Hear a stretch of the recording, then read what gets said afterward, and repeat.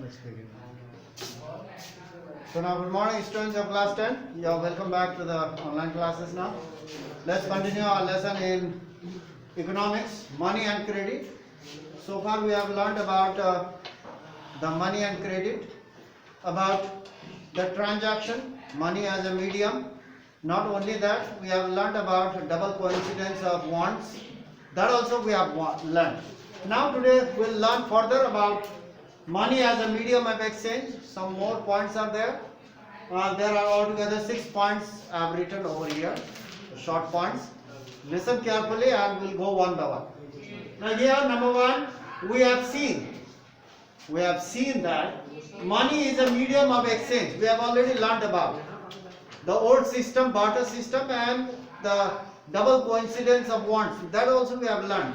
And now in the modern times we have currency, notes and coins. Not only that, we have checks, drafts and so on. Before the introduction of coins, previously in ancient times, when there were no currency, notes and coins, before the introduction of coins, a variety of objects were used as money. Variety of objects such as gold, silver, food grains, rice, wheat, even cattle, such as grains, shells, gold, silver and animals. They were used as currency, as medium of exchange. So, in the old system, modern currency at present, we have modern currency notes. Modern currency include paper notes, and coins. Not like the things used in the past. In the ancient times, paper currency notes and coins were not there. Of course, coins were there, but they were made of gold and silver. So now it is not like that. Not like the things used in the past as money. Modern currency is not made of precious metal. Modern currency, modern coins are not made of gold and silver. They are not precious. So that means, or grains, or we do not have use food grains or cattle as currency now, which were of daily use. In ancient times, gold, silver, food grains, cattle, they were used every day. And the currency itself has its own value. But now, therefore, modern currency is without any use of its own. Modern currency, paper notes and coins, it has no value of its own, because it is not, you cannot sell the coins.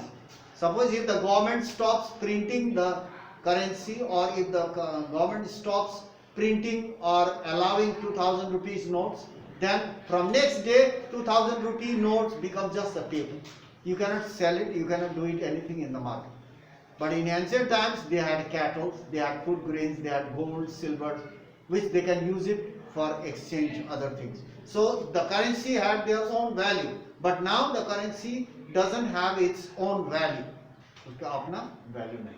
So therefore, modern currency is without any use of its own.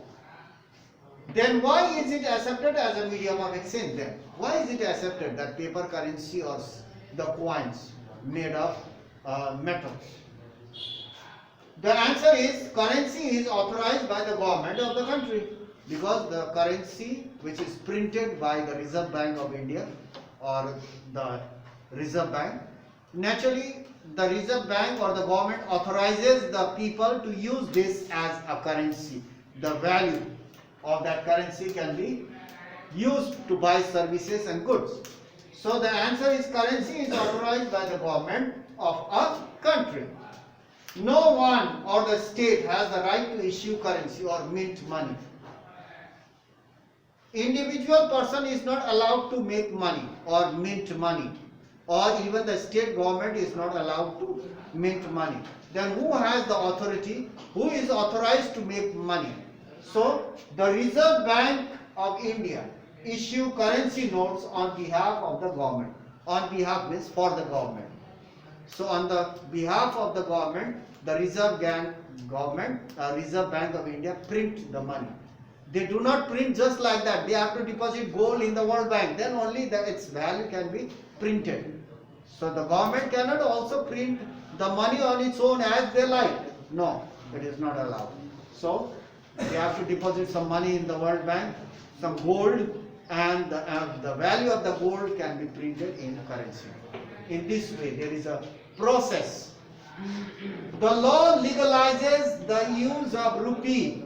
The Indian law, the constitution or the law legalized the use of rupee as a medium of exchange. That's why we use paper currency notes, which is printed by the government of India. That money can be used. If a person prints the duplicate money, that a fake money, that cannot be used in the market, or you will be caught or you will be put to prison. So only the currency notes printed by the government or the Reserve Bank of India is legal to use as a medium of exchange, that no one can refuse.